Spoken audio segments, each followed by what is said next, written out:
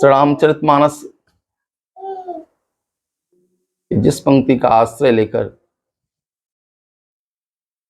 हम आज की चर्चा निवेदन करने जा रहे हैं, वह पंक्ति है, राम भक्ति जहां सुरसरी धारा, सरसई ब्रह्म विचार प्रचारा, विधि निषेध में कली मलहर, करम कथा रविनंदनी वर्णी। कल इस पंक्ति का हम लोगों ने आश्रय लिया था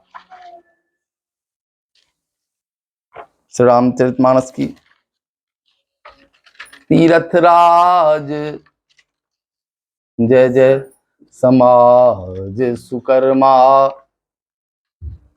राम भक्ति जहाँ सुरसरी धारा। सुरसरी माने सुर माने देवता, सरी सरिता, सुरसरी का अर्थ गंगा जी। राम भक्ति जहाँ सुर सरी धारा, सरसई ब्रह्म, सरसई, सरसई माने सरस्वती जी, सरसई ब्रह्म विचार प्रचारा, ब्रह्म विचार का प्रचार, ब्रह्म विद्या का प्रचार। विधि निषेध में, विधि वेदों ने जिस कार्य को करने की आज्ञा दी है वह विधि है, और जिस पर रोक लगा दिया वो निषेध। विधि निषेध में कलिमल हरणी, कलियुग के पापों का हरण करने वाली यमुना जी। इस तरह तीर्थराज प्रयाग का रूपक संत समाज से मिलान किया जा रहा है। राम भक्ति जहाँ सुरसरी धारा, सरसई ब्रह्म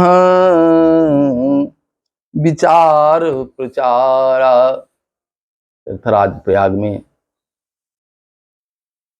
गंगा की धारा है, उसी तरह संत समाज में भक्ति की धारा है। गंगा जमुना और सरस्वती का संगम तीर्थराज प्रयाग है, और इसका बड़ा ही सुंदर मिलान महापुरुषों ने किया है। आइए मैं भी अपनी छोटी बुद्धि से इस मिलान को प्रस्तुत करने का प्रयास करता हूं। जय जय। तीर्थराज प्रयाग में गंगा विराज रही हैं, गंगा का दर्शन होता है। गंगा तव दर्शनात् मुक्ति है, जीव को मुक्त करने के लिए गंगा दर्शन दे रही है। गंगा तव दर्शनात् मुक्ति है, जो गंगा जी का दर्शन कर लेता है वह मुक्त हो जाता है। दूसरी ओर जो संत समाज है, संत समाज की तुलना तीर्थराज से है। जो जग जंगम तीरथ राजू, प्रयाग में तीर्थराज अचल हैं, संत समाज रूपी तीर्थराज जंगम है। जंगम माने चलता फिरता तीर्थराज, चलने वाला तीर्थराज। एक अचल एक चल, एक अचल है और एक चलने वाला है, और दोनों की बहुत सुंदर तुलना और मिलान संतों ने किया है। उसी संतों की कृपा से प्राप्त जो थोड़ा बहुत ज्ञान प्राप्त हुआ उसी को हम निवेदन कर रहे हैं। प्रयाग में गंगा जी हैं, संत समाज में भी गंगा हैं, लेकिन किस रूप में? राम भगति जहां सुरसरी धारा, ये गंगा भी मुक्त करती है। गंगा तव दर्शनात् मुक्ति, और इधर भक्ति भगवान की जो है ये भी जीव को मुक्त कर देती है। तो जीव मुक्त होना चाहता है भक्ति से तो मुक्त हो जाता है, भक्ति की कृपा से मुक्त हो जाता है। दूसरा, गंगा जी भगवान के चरणों से निकली हैं। यही पद सुर सरिता परम पुनीता, प्रगट भई शिव शीस धरी। जब बलि को बांधने के लिए भगवान वामन ने अपना विराट रूप धारण किया, तो ब्रह्मा जी ने भगवान के चरणों को धो लिया और अपने कमंडल में धारण किया। वही ब्रह्मद्रव गंगा जी हैं। और उसको बाद में जब धरती पर आई हैं गंगा जी, तो भगवान शिव ने अपने सिर पर धारण किया। तो गंगा जो है भगवान के चरणों से निकली हैं। यही पद सुर सरिता परम पुनीता, परम पवित्र हैं, प्रगट भई शिव शीस धरी। और इधर राम भक्ति भी जो है भगवान के चरणों से प्रकट हुई हैं। कैसे प्रकट हुई हैं?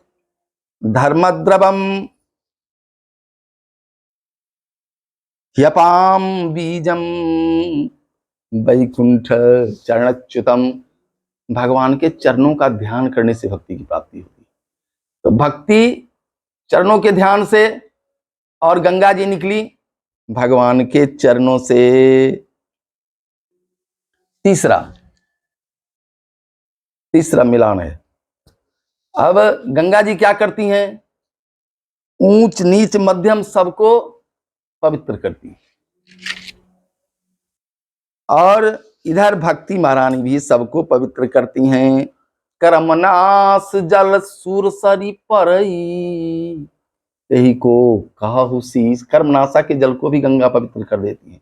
जब गंगा से मिल जाती हैं, कर्म का नाश करने वाली ये कर्मनाशा हैं, पुण्य का नाश कर देती हैं, लेकिन जब ये गंगा से मिल जाती हैं तो गंगा इनको अपना दर्जा दे देती है, अपने समान पवित्र बना देती है।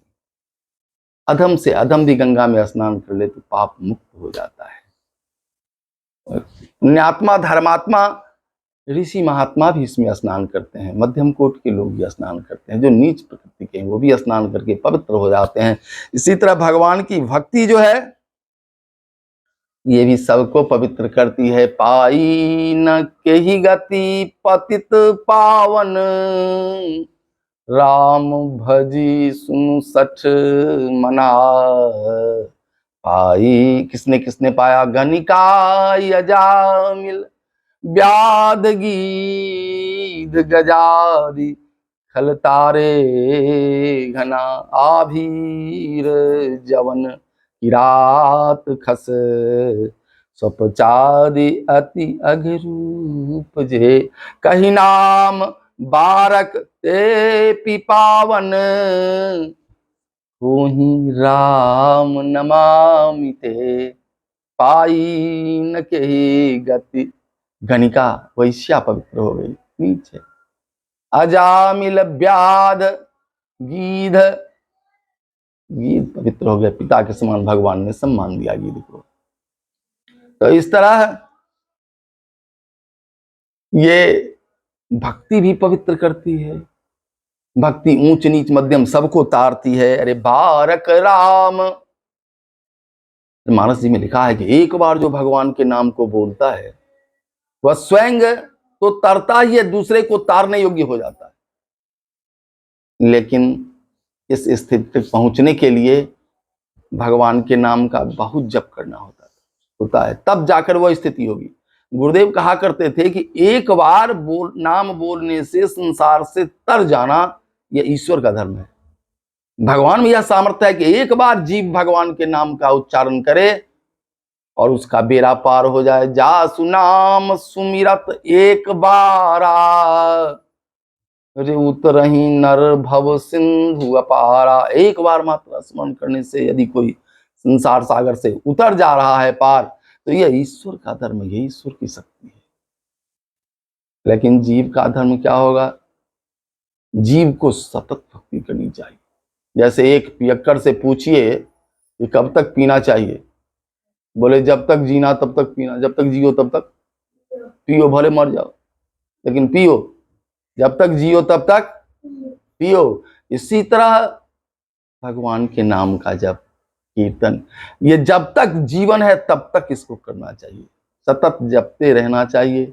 जपते जपते आप इस योग्य हो जाएंगे कि आपका एक बार बोला गया नाम आपका कल्याण कर देगा। बारक राम कहत जग जेऊ, होत तरन तारन नर तेऊ।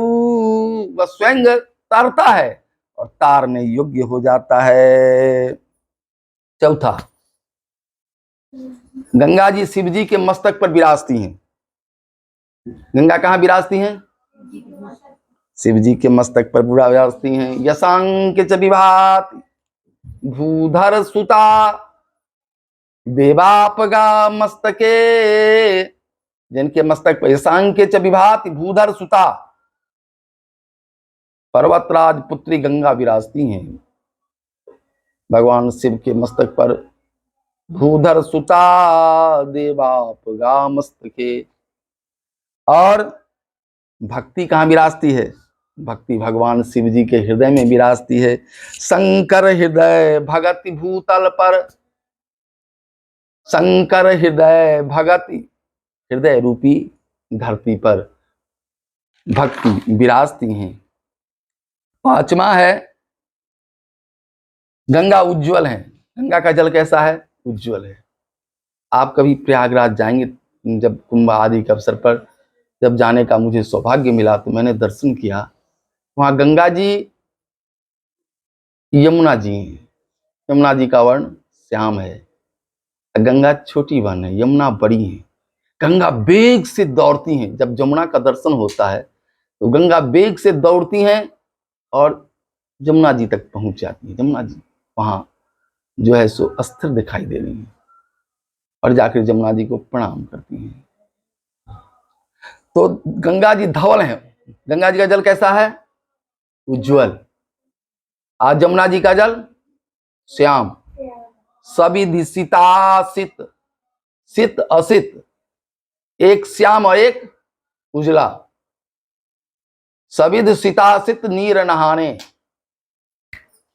सविध सितासित नीर नहाने। एक श्याम वर्ण की हैं और एक उज्जवल वर्ण की हैं। गंगा जी उज्जवल वर्ण की हैं। और भक्ति का प्रवाह भी जो है, जय जय। और भक्ति अक्सर जो होती है सात्विक प्रकृति के लोग करते हैं।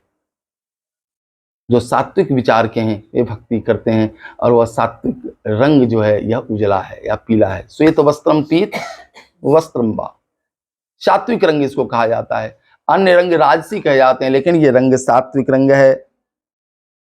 प्रयाग में गंगा जी का प्रवाह है तो जमुना और सरस्वती, लेकिन प्रबल प्रवाह किसका है? गंगा जी का। संत समाज में कर्म कांड भी है, ब्रह्म विद्या का प्रचार भी है, लेकिन प्रबल प्रवाह भक्ति का है। ये मिलान है। सातवां, गंगा जल बिगड़ता नहीं है। गंगा जल को ला करके आप अपने घर में रख लीजिए, बहुत दिनों तक गंगा जल रहेगा, लेकिन गंगा जल बिगड़ेगा नहीं, एकदम सही स्थिति में रहेगा, सड़ता नहीं है। भक्ति करते हुए व्यक्ति से चूक हो जाती है तो उसको परमात्मा ध्यान में नहीं रहत न प्रभु चित चूक किए की, करत सुरति सैबार ये की। जो चूक हो जाता है वह चूक जो है तो भगवान भुला देते हैं। रिझत राम जान जन जी की, कहत नसाय। बोलने के क्रम में कोई गड़बड़ हो जाए, कर्म में कोई चूक हो जाए तो लोग क्षमा मांग लेते ठाकुर से और प्रभु से क्षमा कर देते हैं। न्यूनम संपूर्णता में आती, उसकी न्यूनता पूर्णता को प्राप्त हो जाती है। भले कमी रहा हो वो पूर्ण हो जाता है। तो इस तरह क्रिया नष्ट होने पर भी भक्ति बिगड़ती नहीं। प्रयाग में सरस्वती है और संत समाज में ब्रह्म विद्या का प्रचार है, यही सरस्वती हैं। जय जय। सरसई ब्रह्म विचार प्रचार, ब्रह्म विद्या का प्रचार है। सरस्वती जी ब्रह्मा जी की कन्या है।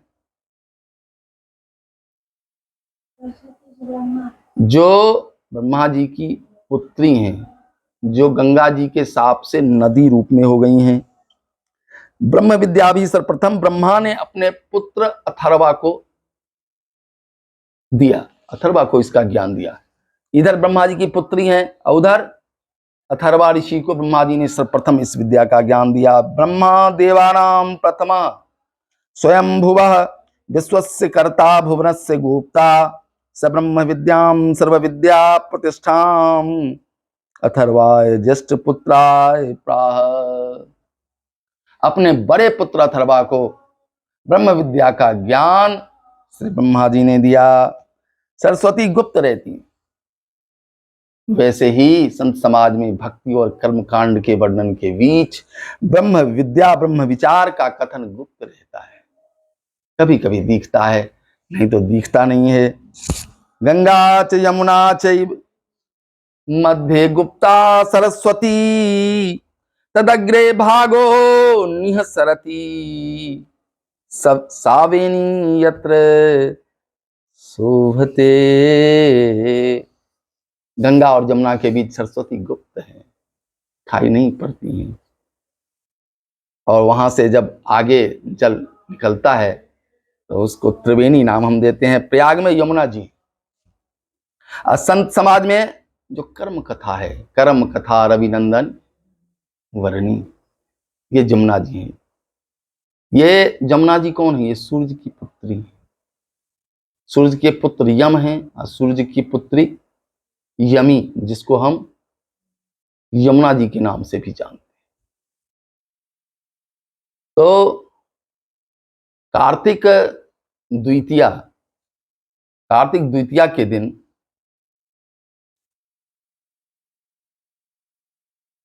यम यमुना जी के घर आए और भोजन किया, प्रसन्न होकर अपने बहन को आशीर्वाद भी दिया कि आज के दिन जो भी तुम्हारे जल में स्नान करेगा उसे यम दंड नहीं देगा, हम उसे दंडित नहीं करेंगे, ऐसा आशीर्वाद भी दिया। तो प्रयाग में यमुना जी हैं। संत समाज में भी कर्म कथा है, कर्म कथा का प्रवाह है। नदी प्रवाह रूपा है, कथा में भी प्रवाह है। यमुना जी का रंग श्याम है, कर्म में भी चूक हो जाती है, यही उसका कालापन है।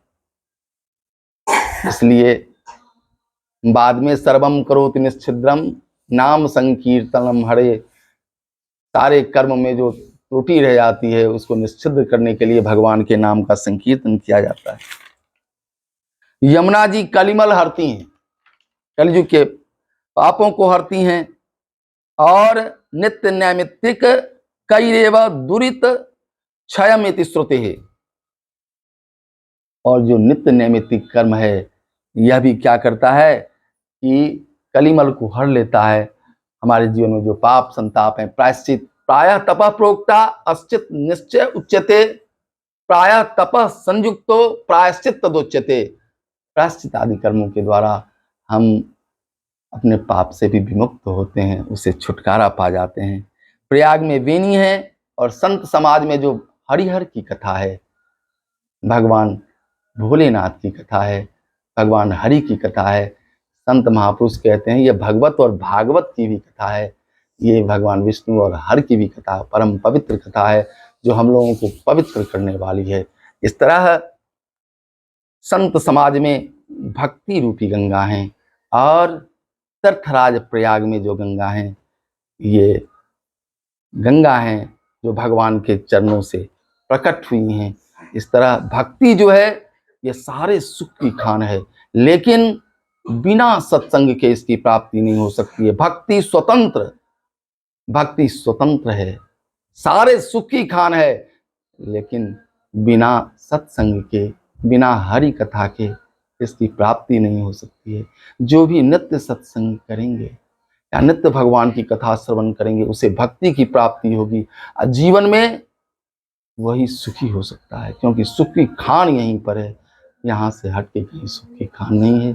आज भक्ति महारानी के चरणों में ही प्रणाम करते हुए कथा को विराम। जय जय सीताराम। सीताराम।